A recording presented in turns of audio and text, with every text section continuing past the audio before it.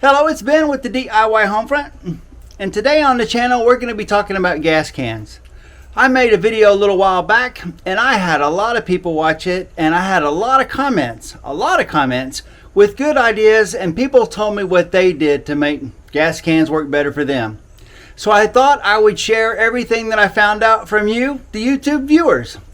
Well, so let's get started. Well, one item that everybody talked about was using a transfer pump from Harbor Freight. So I went to Harbor Freight and I bought this transfer pump, and I didn't get it on sale, but it was still only $14, and it only takes 2 D cell batteries. So we'll unbox this and we'll see how efficient this is at getting gas out of a can and into a lawnmower. Well, this is a quick unboxing, but there's really not a whole lot to this pump.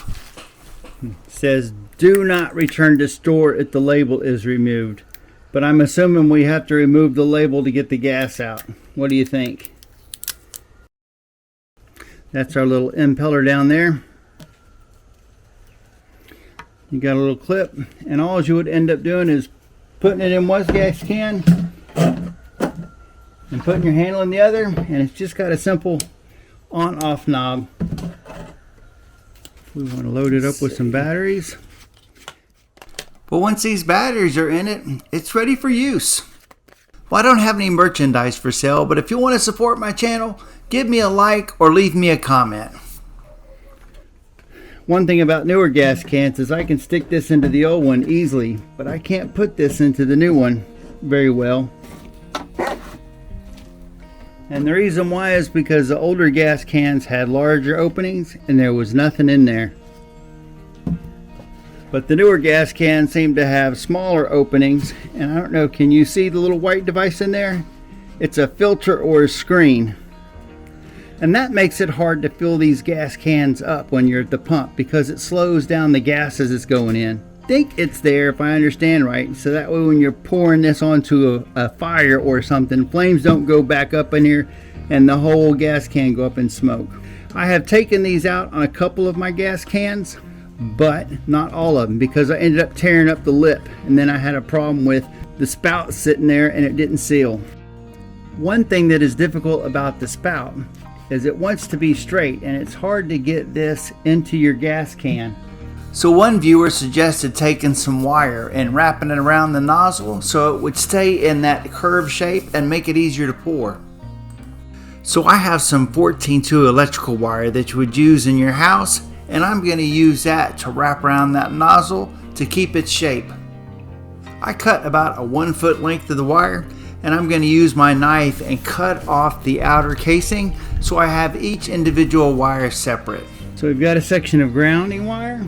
I'll wrap the wire around the base of the nozzle and then twist it real tight so that it's secure in place. And then I'll do the same thing again higher up on the nozzle, and do it in such a way that it ends up forcing the nozzle to have a curve to it.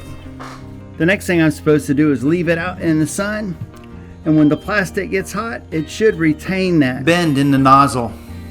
Here you can see one of the yellow nozzles, and I've got it twisted tight around the bottom, and then I just wrapped it 3 or 4 times around the top. But it makes a great 90-degree bend in the plastic. Another comment I got was that the yellow nozzles were not that good and that they would break.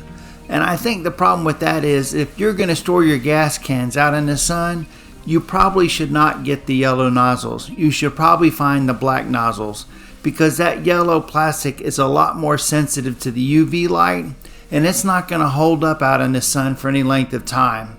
If you stored your gas cans inside, you probably wouldn't have any problem at all with the yellow nozzles. I wonder if you'll be able to hear how squishy the yard is. See if you can hear my footsteps. Yep, it's definitely been raining. Well, something else about taking the metal wire and bending them over is now they fit on the shelves, because most of the time they're like this. They end up hitting. I've got enough to do one more, and I think I will do this one because this is the smaller one I use for the weed eaters. This lawnmower could use some gas, so let's get that pump out and see if it really is that much easier to pump the gas out of the can instead of trying to use the nozzle. Now if you have a gas can like this that has one of these caps like that, and somewhere along the way you ended up losing the cap, and now you're worried about water getting in there or the gas fumes, you can take a 1/2 inch PVC end coupler, and it fits perfectly on there. Let me use two hands. It's a tight fit, but check it out, and it doesn't come off because it's a tight fit. So if you've lost your cap and you don't know what to do, just go to the hardware store and get a 1/2 inch cap. All right, here we go. Let's see if this works as well as they say. Just unscrew the cap. Put the gas can someplace close. Stick the nozzle in. I'm gonna hold it up here. I have to admit, that's easier than I thought it was gonna be.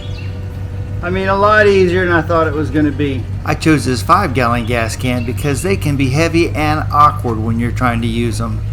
Now I could probably just leave this and go away and come right back, but I'm gonna stay right here. In all the comments that talked about using a pump, they always set the gas can on top of a 5-gallon bucket, like a paint bucket or something that you would get from the hardware store. Now, if I wasn't videotaping myself top off the gas tanks in these mowers, I would definitely put the spout completely inside the gas tank instead of holding it up in the air so you can see the gas come out. I'm surprised. That's a lot easier than I thought it was going to be. Well, the only mower that's left to fill up is the 0 turn. More wet grass. My neighbor's moving something around in his yard. I don't know if you can hear that truck in the background. Now, it's my fault that I spilt some gas because I should have the nozzle all the way inside the gas tank. Well, here are the 3 YouTube suggestions we've gotten to so far. Use a transfer pump to pump the gas out of a can. Shape the nozzle of your gas can by taking a metal wire and wrapping it around the nozzle and bending it into whatever shape you think you want. Next, if you lose the cap to your gas can, it's no big deal because you can just replace it with one made from PVC. Well, when I saw all those comments, I wasn't 100% sure, but you viewers definitely knew what you were talking about. This makes things really easy. I mean, really.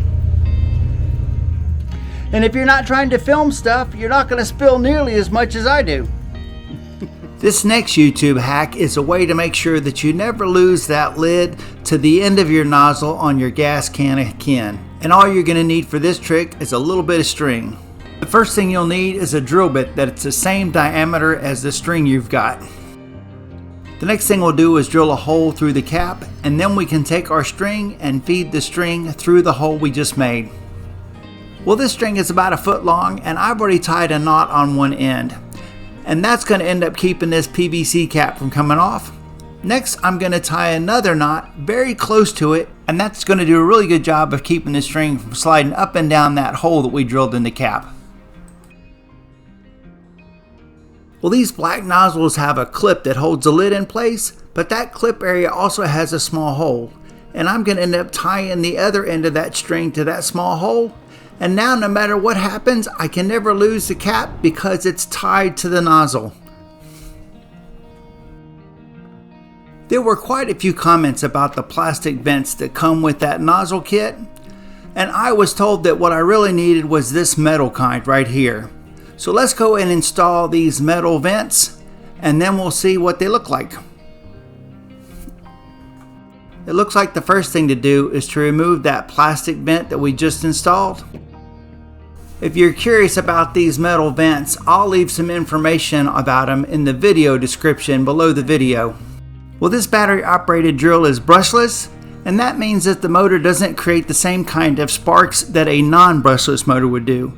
But the comment was to make sure you're really careful about using power tools around a gas can because the motor can ignite the fuel vapors in the air and cause an explosion. So that's something you're definitely going to want to do in a well-ventilated area. I really like these metal vents, They're made out of brass and they have rubber O-rings, one that goes on the inside of the gas tank and one on the outside of the gas tank to prevent any leaks or any fuel vapors from being released. The kit comes with a metal wire, and the metal wire is very flexible.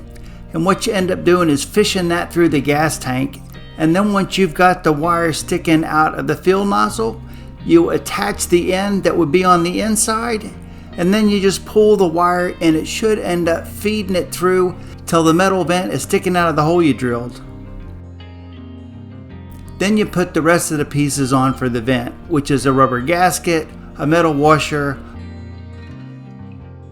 the cap to close off the vent, and then finally the brass washer to lock everything in place. Now this little kit is pretty complete. It came with that drill bit, and it also came with the small wrench to tighten up these brass nuts. But you can see this is going to be a nice, good, solid vent, and you don't have to worry about anything leaking out of it. And I also like the fact that it's got that metal cap. When you're done, all you have to do is just pull the wire and it comes out, and now the vent tube is installed. Okay, this is a 2.5 gallon gas can, and that should be the fill line right there. So when we drill a hole, we want to make sure we do it above that fill line. And we also don't want to do it straight down the center because there's a seam where the two halves come together, and that could be a weak spot.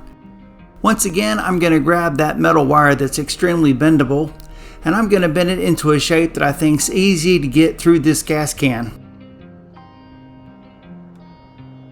And once I've got it through, I'm going to put that brass relief valve on it, and then I should just be able to pull the wire back through the gas can and have that brass fitting sticking out of the other side of the gas can. I purchased these vent caps off of Amazon.com, and it was $15.99 for 9 vent caps. So I've got more than enough to do all of my gas cans. But you could choose whatever you wanted to. I'll leave information about it in the video description. So this one says use last drips when pouring, and that's because it's got a pinhole right there. I've tried to fix it, but I just haven't had any luck. So I'm probably going to end up replacing this one. So I left the inexpensive cap on there. But you can see I put new caps on the other 3. And even with that metal wire, it really wasn't that hard even getting that one on there. And you can see that would have been an awkward way to fish it. But the seam right here, that's a seam where there's 2 metal halves that end up making this form, and they pour hot plastic into it or inject hot plastic into it. So this seam shouldn't end up making a difference. And you can see the one from the factory comes with it right along the seam, and it didn't make a difference. However, the comments say don't put the vent where the seam is. Now my 2 smallest tanks, I'm not that worried about. There's so little gas in these when I pour them. It's usually the weed eater or chainsaw, so it's not that big of a deal. I don't need to worry about how much gas is coming out. Well, I couldn't help myself. I found 2 more gas cans on Facebook Marketplace and a few more items on Amazon.com, and I purchased those. So let's add this to the collection. So I ended up ordering some more nozzles, but this time I got a different kind of nozzle, and I went ahead and got some caps. So let's get those installed, and we'll see what happens.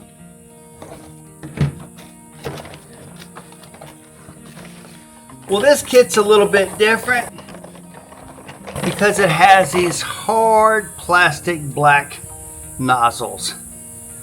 And I kept getting viewer comments that said that these end up getting brittle and break. And I imagine it's because they're left out in direct sunlight. But these shouldn't have those problems at all.